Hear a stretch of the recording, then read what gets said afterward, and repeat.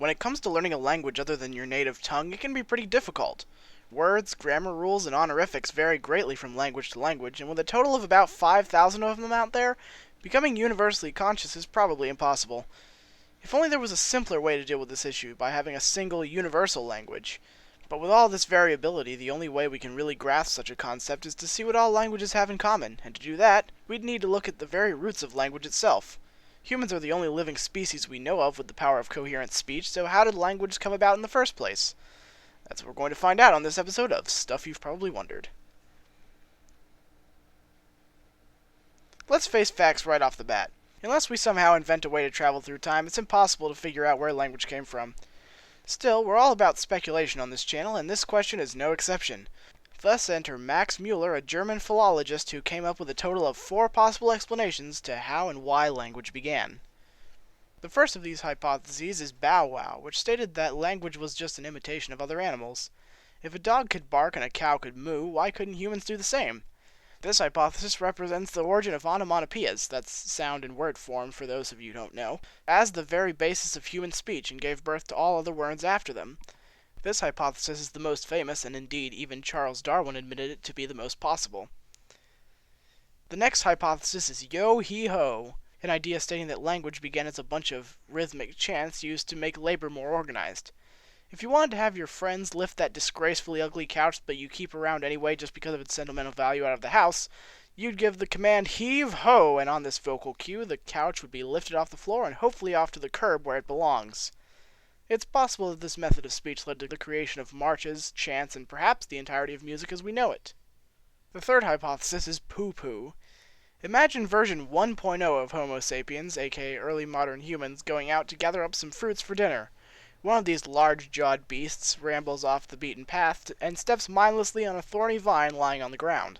Suddenly pain shoots right up his body to his brain, causing him to scream out a jumble of sounds. What you just hypothetically witnessed was the first ever swear word, and when this poor early human goes back to repeat this sudden expletive, the rest is linguistic history. And finally, the fourth and final hypothesis is ding-dong, possibly the strangest and yet most interesting of all. Like bow wow, this hypothesis pins the origin of language on sounds other things made, and humans merely adapted them. Ding-dong goes a bit further, though, as it assumed that one time way back in our history, humans had supreme hearing compared to today. They could hear not only the sounds that animals made, but also the sounds trees and rocks and clouds made as well. Thus, early man gave each thing the name of the sound it made. Though it seems ridiculous, some languages still carry this idea. The Chinook word for heart is tun-tun, aka the beating of one's heart, and the Basque word for knife is ai-ai, relating to the sound you make when you get cut by one. Muller was not the only one to create hypotheses on language origins, however. In 1930, Sir Richard Paget made one additional idea to tack onto the other 4, the ta-ta hypothesis. It stated that language simply arrived on the scene by early humans making motions or sounds with their tongues, and somewhere we were able to figure out they could make unique sounds by mixing them with sounds that came out of their throats. Many hypotheses exist outside these 5, but we have to stop here because, as it turns out, all of the ones we just talked about and the infinite other postulates we haven't are completely flawed, and are all likely to be untrue. The reason? Because humans are capable of lying. You see, not only are humans the only creatures that can speak and communicate with a massive set of guttural utterances at their disposal, but they're also the only ones capable of reasoning, and thus be able to manipulate the meaning of these utterances to mean the opposite or something different entirely. Other animals can't do this. When a cat purrs, it means and only can mean contentment. When a dog's hair stands on end, it means and can only mean dishevelment. As the saying goes, words are cheap, and in order for their existence and meanings to have come about, each person who used them had to trust that that particular word meant that particular thing. In fact, some philologists postulate that humans needed to lie in order to speak because that was the only way they could deceive another human, through doubt in meaning. So maybe these hypothesized origins were a tad skewed, but that won't hinder us in our search for the truth, or at least the speculated truth, behind language. A surprisingly well-regarded hypothesis in linguistics is monogenesis, or the idea that once upon a time there existed a single universal language. Was it just the separation and migration of humans to various areas of the globe and the language evolved in different ways? Or was there some event that caused mass confusion, thus leading to a plethora of languages in one instant? You've probably heard the story of the Tower of Babel, in which the God of the Old Testament scattered the people who built the tower and everyone flocking to it so they would speak different languages and thus not be capable of accomplishing more than humans should accomplish, because let's face it, this God was kind of a jerk to his followers. As it turns out, this wasn't the only version of the story.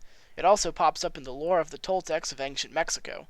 In this story, the Toltecs built a great pyramid, but the builders were dispersed far and wide by an angry god. So was this tall tale a work of fact? That really remains to be seen, but it does raise an interesting question.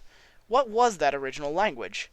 For years, scholars and linguists have bickered over the answer, but it really seems that their bickering is all a matter of pride.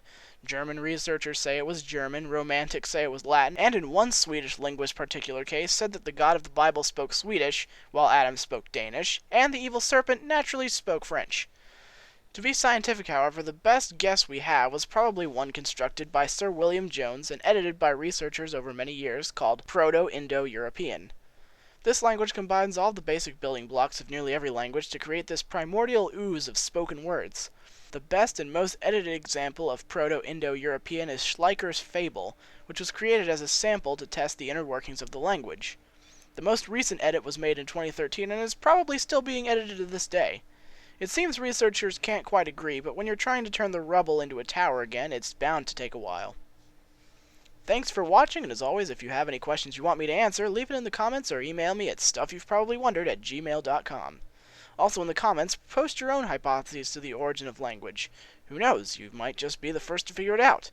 Either way, I'll see you next time on Stuff You've Probably Wondered.